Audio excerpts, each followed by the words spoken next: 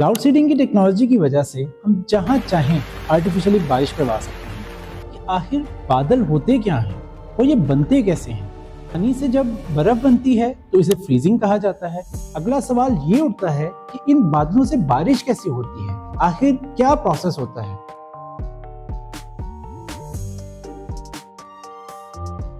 अस्सलाम वालेकुम, खुशामदीद and welcome to our YouTube channel Blackback Talks. Cloud seeding की टेक्नोलॉजी की वजह से हम जहां चाहें आर्टिफिशियली बारिश करवा सकते हैं। ये एक ऐसी टेक्नोलॉजी है जिसका कई सालों से इस्तेमाल किया जा रहा है। चाइना जैसे मुल्क ने तो करोड़ों डॉलर्स इस टेक्नोलॉजी पर खर्च किए हैं। आप चाहें तो इस टेक्नोलॉजी को सेल्फिश रीजंस के लिए भी इस्तेमाल कर सकते हैं। मिसाल के तौर पर अगर आप चाहते हैं कि आपकी शादी के दिन बारिश ना हो तो फ्रांस में एक कंपनी क्लाउड सीडिंग की सर्विसेज ऑफर करती है। अगर आप इस कंपनी को एक खतीर रकम दें तो ये क्लाउड सीडिंग के थ्रू इंश्योर करेंगे कि आपकी शादी के दिन बारिश ना हो, बल्कि उससे पहले ही कहीं और बारिश हो जाए। ये सुनकर आपके जहन में सबसे बड़ा सवाल ये होगा कि अगर ये टेक्नोलॉजी इतनी ही अच्छी है तो हमारे मुल्क में जो पानी की कमी पैदा होती है, खुश्कसाली आती है या जब कभी बारिश नहीं होती तो फिर इस टेक्नोलॉजी का इस्तेमाल क्यों नहीं किया जाता? आज की इस वीडियो में हम देखेंगे कि आखिर क्लाउड सीडिंग की टेक्नोलॉजी है क्या। क्लाउड सीडिंग की टेक्नोलॉजी को समझने से पहले हमें ये समझना होगा कि आखिर बादल होते क्या हैं और ये बनते कैसे हैं। हम सब ने स्कूल में 3 स्टेट्स ऑफ मैटर के बारे में पढ़ा है, सॉलिड, लिक्विड एंड गैस। अगर हम पानी की बात करें तो पानी की भी 3 ही स्टेट्स हैं, आइस, वाटर एंड वेपर्स। एक स्टेट का दूसरी स्टेट में बदल जाना कन्वर्जन कहलाता है। बर्फ अगर पानी में तब्दील हो जाए तो इसे हम मेल्टिंग कहते हैं। पानी से जब बर्फ बनती है तो इसे फ्रीजिंग कहा जाता है और पानी जब वाटर वेपर्स में तब्दील हो जाए तो इसे वेपोरेशन कहते हैं। वाटर वेपर्स जब दोबारा पानी की शक्ल इख्तियार कर लेते हैं तो इसे कंडेंसेशन कहा जाता है। ये बहुत ही बेसिक सी चीजें हैं, लेकिन असल में होता क्या है, जमीन पर हमारी हवा में काफी ज्यादा वाटर वेपर्स मौजूद होते हैं, तो इसे हम कहते हैं ह्यूमिडिटी बहुत ज्यादा है, यानी हवा में नमी बहुत ज्यादा है। और जब ये वाटर वेपर्स ऊपर जाते हैं और जितना ज्यादा ऊपर जाते हैं तो हवा सर्द हो जाती है और ठंड की वजह से कंडेंसेशन होती है और ये वाटर वेपर्स पानी में बदल जाते हैं और इंतहाई छोटी छोटी पानी की बूंदें बन जाती हैं। और ये बूंदें जब हवा में सस्पेंड रहती हैं तो बादल बन जाते हैं। पानी की जो बूंदें बादल को बनाती हैं ये बहुत ही छोटी होती हैं और एक बादल में ऐसे मिलियंस ऑफ ड्रॉपलेट्स होते हैं। अगर कोई बादल और भी ज्यादा हाई एल्टीट्यूड पर मौजूद हो तो हवा और भी ज्यादा ठंडी हो जाती है, तो कंडेंसेशन के साथ फ्रीजिंग भी हो जाती है और वाटर ड्रॉपलेट्स बर्फ के छोटे छोटे क्रिस्टल्स में बदल जाते हैं और आइस क्रिस्टल्स से क्लाउड बनते हैं। इस तरीके से देखा जाए तो 2 किस्म के बादल हैं, एक जो वाटर ड्रॉपलेट से बनते हैं और दूसरे जो आइस क्रिस्टल से बनते हैं। दोनों के दरमियान फर्क जो है आसानी से देखा जा सकता है। जो आइस क्रिस्टल्स के बादल होते हैं वो ज्यादा ऊंचाई यानी हायर एल्टीट्यूड पे मौजूद होते हैं। हालांकि दिखने में इनमें कोई खास बॉर्डर लाइन नहीं होती, लेकिन वो ज्यादा पतले होते हैं। और जो मोटे बादल होते हैं वो जमीन के ज्यादातर करीब होते हैं, वो वाटर ड्रॉपलेट से बने हुए होते हैं। अच्छा, ये सब तो समझ लिया। अगला सवाल ये उठता है कि इन बादलों से बारिश कैसे होती है, आखिर क्या प्रोसेस होता है? जब ये छोटी छोटी वाटर ड्रॉपलेट्स जमा होती रहती हैं और मजीद वाटर ड्रॉपलेट्स आती रहती हैं तो बादल साइज में बड़ा होता रहता है।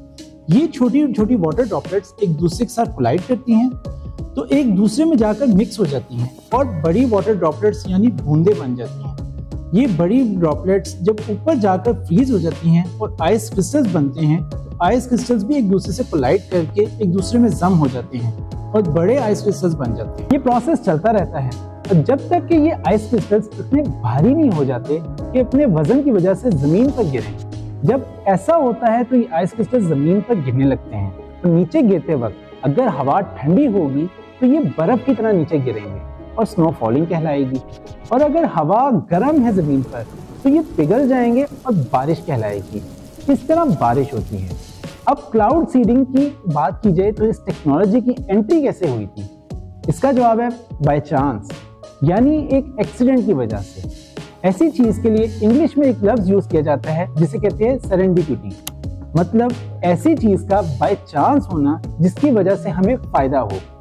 पेनिसिलिन एंटीबायोटिक की इजाद सेरेंडिपिटी की एक बहुत बड़ी एग्जांपल है, क्योंकि डॉक्टर अलेक्जेंडर फ्लेमिंग ने ये एंटीबायोटिक बाय चांस डिस्कवर की थी। क्लाउड सीडिंग की डिस्कवरी भी बाय चांस ही हुई थी। 1943 में एक अमेरिकन केमिस्ट और weather expert doctor Vincent Schaefer aircraft की आइसिंग और प्रेसिपिटेशन पर रिसर्च कर रहे थे। 1946 में उन्होंने अपनी रिसर्च में एक कोल्ड बॉक्स का इस्तेमाल किया जो कि बहुत ठंडा था। किसी और चीज की जांच करते हुए अपनी रिसर्च के दौरान अक्सर उस कोल्ड बॉक्स में सांस लेते थे। जैसा कि आप जानते हैं कि हमारी सांस जब ठंड में मुंह से बाहर निकलती है तो कंडेंसेशन होती है। ऐसा लगता है कि मुंह से धुआं निकल रहा हो। एक्चुअली में ये धुआं है क्या चीज? ये वही छोटे छोटे टाइनी वाटर वेपर्स है जो मुंह से निकलकर कंडेंस हो जाते हैं और धुआं बन जाता है। एग्जैक्टली वही प्रोसेस जो बादलों में होता है। डॉक्टर शेफर ने भी यही चीज नोटिस की, लेकिन वो इसे एक स्टेप मजीद आगे ले गए। उन्होंने कोल्ड बॉक्स में ड्राई आइस डालकर और भी ठंडा कर दिया। Dry ice basically carbon dioxide की ही सॉलिड शक्ल होती है। कार्बन डाइऑक्साइड रेफ्रिजरेशन में कॉमनली यूज होती है और ये सिर्फ -78 डिग्री सेल्सियस पर मौजूद होती है। डॉक्टर शेफर ने कुछ ड्राई आइस बॉक्स में डाल दी और जब उस बॉक्स में उन्होंने ब्रीथ आउट किया तो उन्होंने देखा कि अचानक उनके मुंह से निकलने वाली हवा लाखों माइक्रोस्कोपिक आइस क्रिस्टल्स में बदल गई। उन्होंने नोटिस किया अगर इतना ठंडा टेम्परेचर होगा तो वाटर वेपर्स फौरी बर्फ के क्रिस्टल्स में तब्दील हो जाएंगे। यही चीज लास्ट स्टेज पर क्लाउड्स में होती है। जब आइस क्रिस्टल्स भारी होने लगते हैं तो उनका वजन बढ़ जाता है। डॉक्टर शेफर ने देखा कि ड्राई आइस का यूज करने से प्रोसेस फास्ट हो गया है। डॉक्टर शेफर ने इस अमल को सीखने के लिए और भी तजर्बे किए। फाइनली उन्होंने रियलाइज किया कि इस चीज का तो रियल लाइफ में भी इस्तेमाल किया जा सकता है। क्यों ना ड्राई आइस का यूज करके आसमान पर मौजूद बादलों को फौरी तौर पर ठंडा करने की कोशिश की जाए ताकि इंस्टेंटली बारिश या बर्फबारी की जा सके। 13 नवंबर 1946 में डॉक्टर शेफर ने न्यूयॉर्क से एक हवाई जहाज उड़ाया। अपने साथ इस प्लेन में वो तकरीबन 2.5 किलो ड्राई आइस लेकर गए और माउंट ग्रे लॉक के करीब एक बादल पर अपना टेस्ट किया। प्लेन से उन्होंने क्रस्ट ड्राई आइस बादलों पर फेंकी तो उन्हें जो रिजल्ट मिला वो हैरानकुन था। उन्होंने देखा अचानक से बारिश हो रही है। यहाँ से इन्वेंशन हुआ क्लाउड सीडिंग का। आज क्लाउड सीडिंग यानी आर्टिफिशियल रेन इजाद करने का क्रेडिट डॉक्टर शेफर को जाता है। एक और साइंटिस्ट डॉक्टर बेरहार्ड मुंगर्ट भी ये टेस्ट कर रहे थे, लेकिन वो ड्राई आइस की जगह कोई और केमिकल यूज करना चाहते थे जिससे आर्टिफिशियल रेन हो सके। सॉलिड सरफेस पर कंडेंसेशन का अमल ज्यादा जल्दी होता है, तो डॉक्टर साहब ने सिल्वर आयोडाइड जैसे केमिकल्स पर तजर्बा किया। उन्होंने देखा कि सिल्वर आयोडाइड बहुत ही अच्छी सर्विस देते हैं वाटर वेपर्स को। सिल्वर आयोडाइड की प्रॉपर्टी है कि वो अपने अंदर काफी ज्यादा मॉइस्चर अब्सॉर्ब कर सकती है और वाटर वेपर्स सिल्वर आयोडाइड की तरफ जमा होकर पानी में तब्दील हो जाती है।